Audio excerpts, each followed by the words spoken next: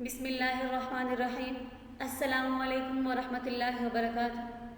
اقرا معہد الحافظات میں آپ سب کو خوش آمدید کہتے ہیں۔ امید ہے کہ آپ سب خیر و عافیت سے ہوں گے۔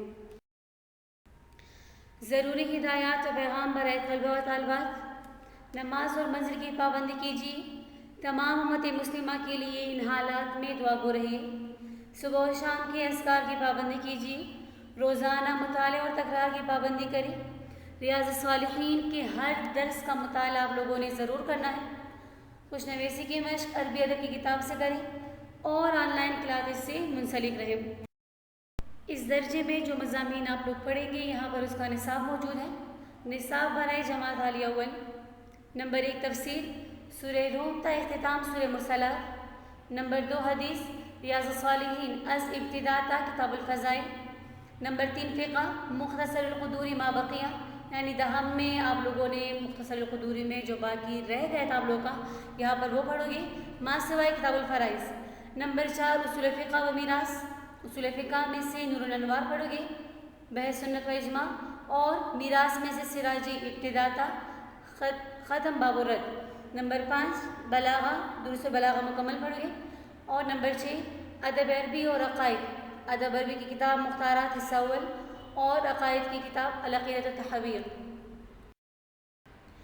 Time table class F part 1، آپ لوگ کے مضامین کے جتنے حصص ہوں گے ہفتے میں یہاں پر وہ تمام موجود ہیں۔ حدیث کے ہفتے میں 6 دن کلاسز ہوں گے، تو لہٰذا 6 کے 6 دن آپ لوگ مطالعہ ضرور رکھیں۔ بسم اللہ الرحمن الرحیم۔ کتاب کے آغاز سے پہلے مصنف کا تعارف کریں گے۔ مصنف کا تعارف اس لیے ضروری ہے تاکہ کتاب کی عظمت دلوں میں بیٹھ جائے۔ مصنف کا نام و نسب: نام یحییٰ، کنیت ابو زکریا، لقب محی الدین۔ سلسلہ نسب یہ ہے: یحییٰ بن شرف بن حسن بن حسین بن جمعہ بن حزام بن حلی الحورانی الشامی۔ ولادت: مصنف رحمہ اللہ محرم الحرام کے مہینے میں 630 ہجری میں نواد مقام میں پیدا ہوئے، جو ارض حوران کے ایک شہر نوا میں ہے۔ اسی وجہ سے مصنف رحمہ اللہ کو نووی کہا جاتا ہے۔ مصنف رحمہ اللہ نے ابتدائی تعلیم اپنے علاقے میں ہی حاصل کی، جس میں قرآن مجید کا حفظ کرنا اور چند ابتدائی کتابیں شامل تھیں۔ پھر 649 ہجری میں 649 میں 19 سال کی عمر میں اپنے والد ماجد کے ساتھ مدرسہ رواحیہ دمشق میں آ گئی۔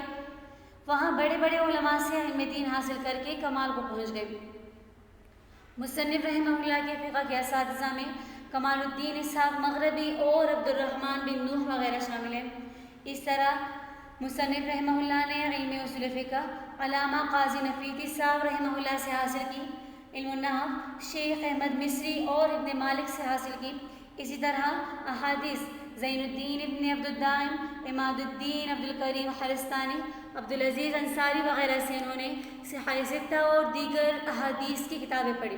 ان سے علوم حاصل کرنے کے بعد علامہ نووی ایک بڑے عالم بن گئے، جن کے بارے میں علامہ عبدالحی لکھتے ہیں: علوم میں بہت زیادہ نمایاں تھے، فنون میں محقق، عمل میں دقیق، حافظ حدیث اور اس کے انواع سے باخبر تھے۔ ان کی عام زندگی کے بارے میں شیخ ابن العطار رحمہ اللہ فرماتے ہیں: انہ کان لا یضیع له وقتا فی لیل ولا نہار الا فی الاشتغال حتی فی الطریق۔ علامہ نووی رحمہ اللہ دن رات میں کوئی وقت بھی ضائع نہیں کرتے تھے، یہاں تک کہ راستے میں بھی وہ مصروف رہا کرتے تھے۔ علامہ ذہبی رحمہ اللہ ان کی زندگی کے بارے میں فرماتے ہیں: علامہ نووی انہوں نے اپنے آپ کو تصنیف و تعلیم، درس و تدریس، علم کی نشر و اشاعت، عبادت، وظائف، روزے اور اللہ کی یاد میں مصروف رکھا ہوا تھا۔ جو مل جاتا تھا وہی وہ پہن لیتے تھے، اس طرح جو میسر ہوتا وہی کھا لیتے تھے۔ ان کے بارے میں ابو بکر بن حبت اللہ قورانی فرماتے ہیں کہ امام نووی نے 2 سال اس طرح گزارے کہ زمین پر کہیں پہلو نہیں ٹکایا۔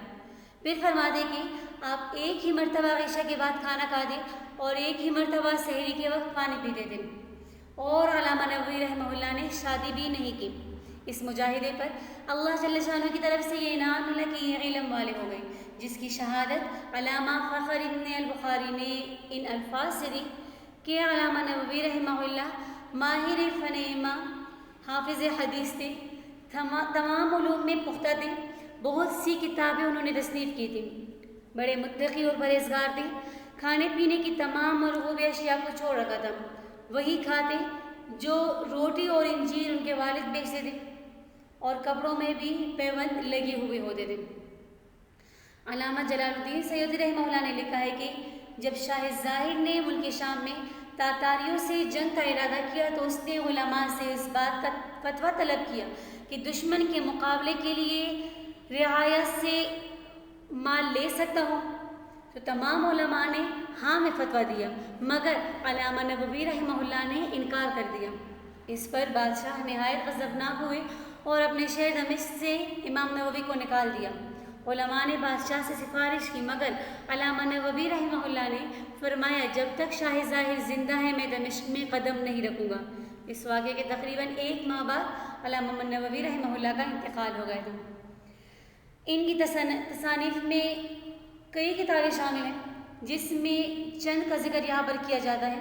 نمبر 1 المنہاج شرح صحیح مسلم من الحجاج، نمبر 2 ریاض الصالحین، نمبر 3 تہذیب الاسماء واللغات، نمبر 4 شرح المہذب، نمبر 5 کتاب الاذکار، نمبر 6 کتاب المناسک، نمبر 7 الاربعون، نمبر 8 الارشادات فی مہمات الحدیث، نمبر 9 تحفۃ الطالب، نمبر 10 رؤوس المسائل۔ مصنف رحمہ اللہ کی وفات دمشق سے نکل کر آپ بیت المقدس کی زیارت کو تشریف لے گئے، اس کے بعد اپنے والد ماجد کی زیارت کے لیے اپنے آبائی شہر نواں میں آئے۔ یہاں پہنچ کر ایسے بیمار ہوئے کہ اسی بیماری میں 24 رجب المرجب 276 ہجری میں انتقال ہو گئے۔ یہ تھا مصنف کا تعارف۔ اس کے بعد چونکہ یہ کتاب حدیث کے متعلق ہے، لہٰذا حدیث کی کچھ اصطلاحات پڑھیں گے۔ حدیث کا لغوی معنی گفتگو کرنا اور اس کی جمع احادیث آتی ہے۔ اصطلاحی معنی نبی کریم صلی اللہ علیہ وسلم یا صحابہ و تابعین نے جو کچھ فرمایا اور جو کچھ کیا یا کسی کو کچھ کہتے ہوئے سنا یا کچھ کرتے ہوئے دیکھا مگر اس پر منع یا انکار نہیں فرمایا بلکہ خاموش رہے، تو ان سب کو محدثین کی اصطلاح میں حدیث کہتے ہیں۔ حدیث کی 3 اقسام۔ نمبر 1 حدیث مرفوع۔ مرفوع کا لغوی معنی بلند کیا ہوا۔ اصطلاحی معنی وہ حدیث جو نبی علیہ السلام کی طرف منسوب ہو، جس میں یہ ذکر کیا گیا ہو کہ آپ صلی اللہ علیہ وسلم نے ایسا فرمایا، یا نبی علیہ السلام نے ایسا کیا، یا کسی نے نبی علیہ السلام کے سامنے ایسا کیا یا کہا اور اس پر نبی علیہ السلام نے خاموشی اختیار کی، تو اسے حدیث مرفوع کہا جاتا ہے۔ حدیث موقوف۔ موقوف کا لغوی معنی روکا ہوا۔ اصطلاحی معنی وہ حدیث جو صحابی کی طرف منسوب ہو، یعنی اس حدیث میں یہ ہو کہ صحابہ نے کہا یا کیا یا ایسا کرتے ہوئے لوگوں کو دیکھا یا کہتے ہوئے لوگوں کو سنا، ان سب صورتوں کو حدیث موقوف کہتے ہیں۔ تیسری قسم حدیث مقطوع۔ مقطوع کا لغوی معنی کاٹا ہوا۔ اصطلاحی معنی وہ قول یا فعل جو کسی تابعی کی طرف منسوب ہو تو اسے حدیث مقطوع کہا جاتا ہے۔ پھر ایک اور اعتبار سے حدیث کی کچھ اقسام۔ حدیث متواتر۔ متواتر کا لغوی معنی پے در پہ آنے والا، جبکہ اصطلاحی معنی وہ حدیث جس کے روایت کرنے والے ہر زمانے میں اس قدر کثیر لوگ ہو کہ ان کا جھوٹ پر متفق ہونا ناممکن ہو، محال ہو۔ حدیث مشہور۔ لغوی معنی مشہور ہونا۔ اصطلاحی معنی حدیث مشہور کا جس حدیث کے راوی ہر دور میں 2 سے زیادہ ہوں، اس حدیث مشہور کو حدیث مستفیض بھی کہتے ہیں۔ اور تیسری قسم حدیث موضوع۔ موضوع کا لغوی معنی وضع کیا ہوا اور اصطلاحی معنی جھوٹے راوی کی بیان کی ہوئی حدیث کو حدیث موضوع کہا جاتا ہے۔ پھر اصطلاح حدیث کی کچھ اور اصطلاحات۔ حدیث میں روایت کا لفظ بھی آتا ہے۔ روایت حدیث کو بیان کرنا، اس طرح حدیث کے ساتھ آپ لوگ راوی کا لفظ بھی سنو گے تو راوی اس کا لغوی معنی روایت کرنے والا، نقل کرنے والا، اس کی جمع روات آتی ہے۔ اور اصطلاحی معنی یہ ہے کہ حدیث نقل کرنے والا، تو سند حدیث میں آنے والا ہر فرد راوی کہلاتا ہے اور اس کا پورا مجموعہ سند کہلاتی ہے۔ مثال کے طور پر عن ابن شہاب عن عبید اللہ بن عبد اللہ عن ابن عباس عن النبی صلی اللہ علیہ وسلم، تو اس تمام مجموعے کو سند کہا جائے گا، اور اس میں جو نام مذکور ہے تو ان کو روات اور الگ الگ ایک کو راوی کہا جاتا ہے۔ متن لغوی معنی پشت، حصہ جمع اس کی متون، اور اصطلاحی معنی جہاں پر سند ختم ہوگی اس کے بعد کے حصے کو متن حدیث کہتے ہیں۔ تو یہ تھی حدیث کی چند اصطلاحات، تمام آپ لوگ کاپی میں نوٹ کر لیں اور ساتھ میں یاد بھی کر لیں۔ الحمد للہ رب العالمین۔